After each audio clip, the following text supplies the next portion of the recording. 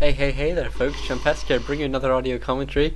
It's been a while actually, and this is going to be a game between th000, who's currently in Clan Monster, and is apparently playing under the name Monster, and Infi, who's actually playing Orc in this game. And this is sort of the series they're playing, and they played a whole bunch of different races. Obviously, th000 and Infi both very capable players, and both known for playing off race a fair bit. Infi plays a bit of Orc, obviously plays human primarily, and then Elf as well. Not too much Undead, and pretty much the same for th000, although I haven't seen him play Undead a couple games, and certainly his Orc is very strong as well.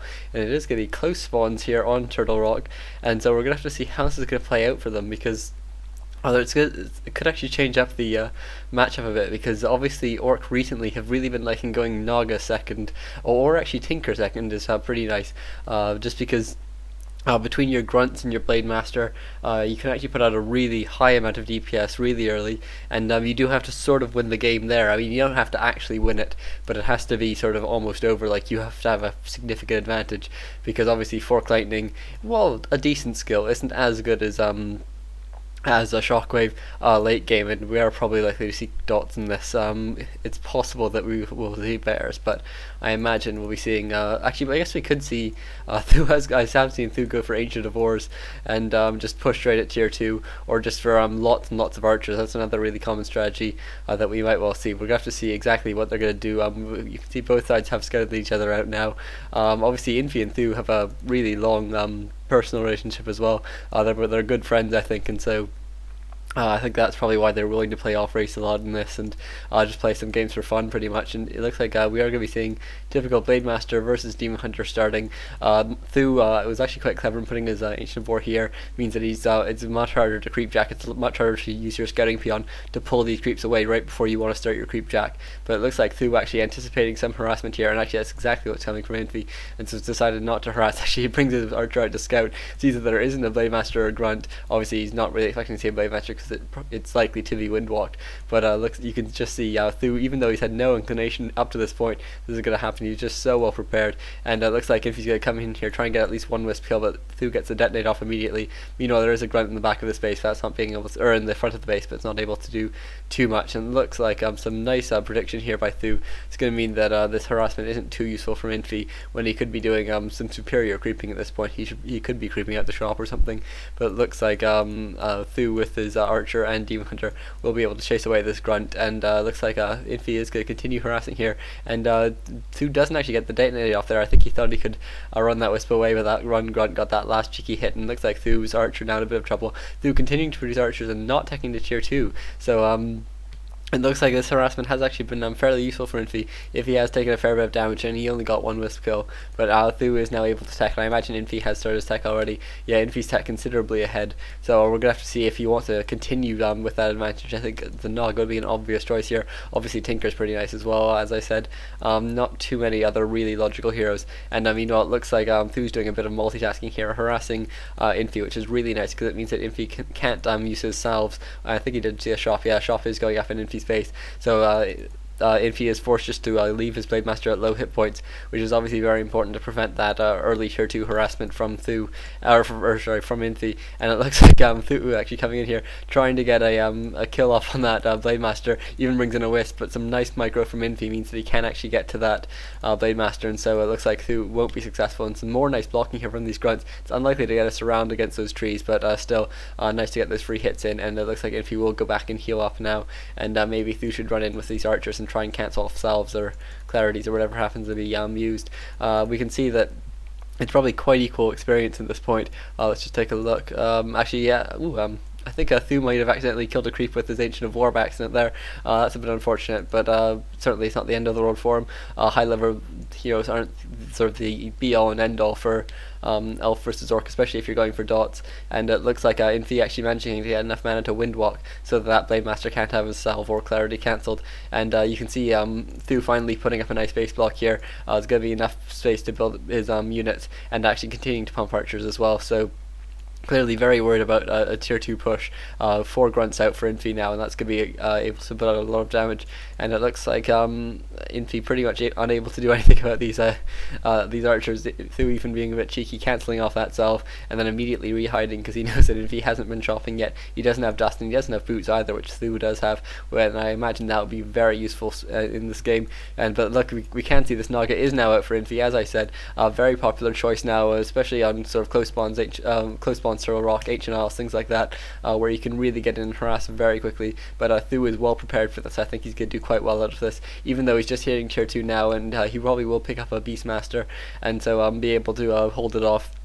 And you can see still no dust here for Infi. That's gonna be really damaging to him. And actually these archers actually preventing the Moonwalls from being attacked slightly. It's a bit harder for Infi to get all the surface area that he needs. This one archer taking a bit of damage now, but we we're seeing a Naga second for Thu here.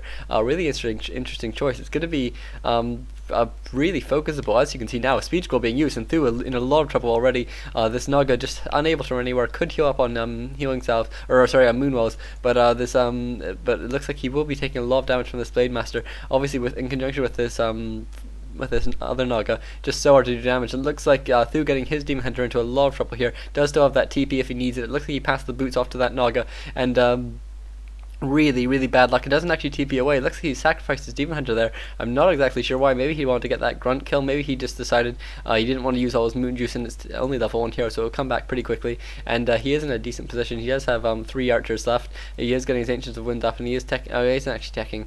That's a bit of a mistake. He probably should be teching at this point. He does have enough golden lumber pretty much, so I'm not sure why he isn't teching at this point.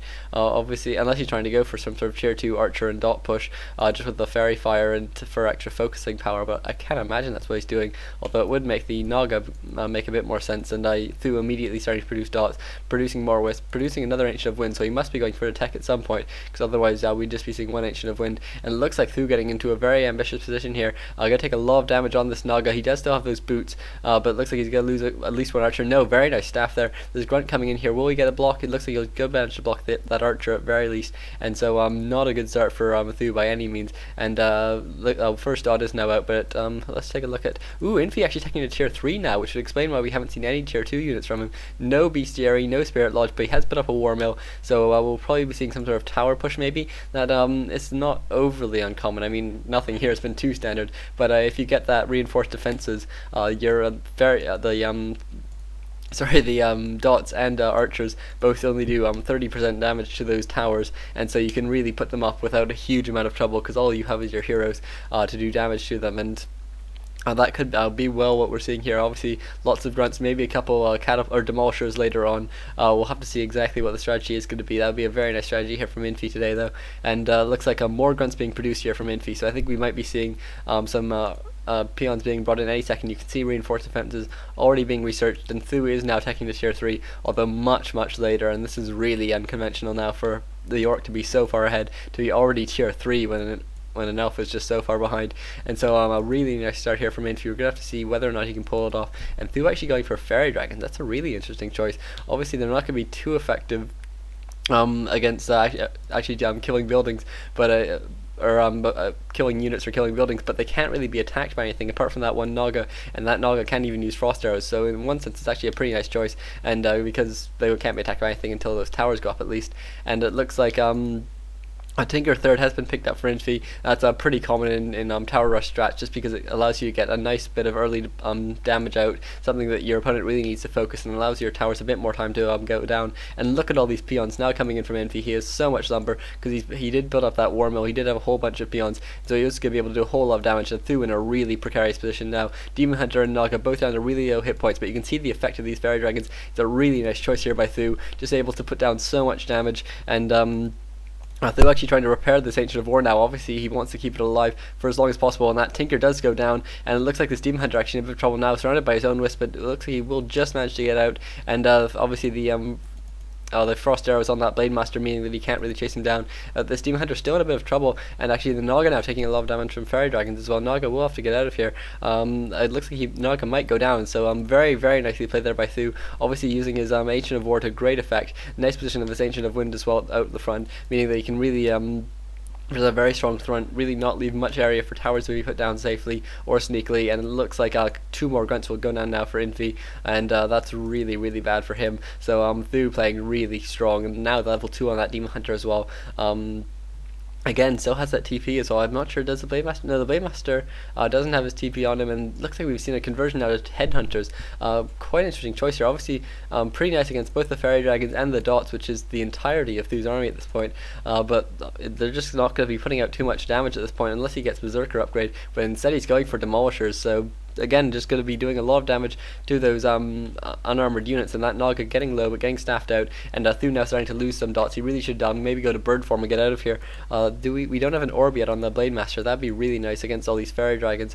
And Demon Hunter now going to be running away, and the Naga is now back out, but unfortunately not rallied to near the Demon Hunter so he can slow him down, and looks like th000 will manage to get away with a significant portion of his army, but very low on Moon Juice, being forced to use a Moonstone now as well, just so he can get some more mana in those moon rolls, just so he can heal up a bit more, actually buying a healing potion on his Naga as well. We're really seeing a really intense play from both sides here. You can see that th000 knows that he doesn't have the time to try and heal up, and so instead he's just buying healing potions. We're seeing another push here now from Infi. Infi actually might get a bit lucky here, just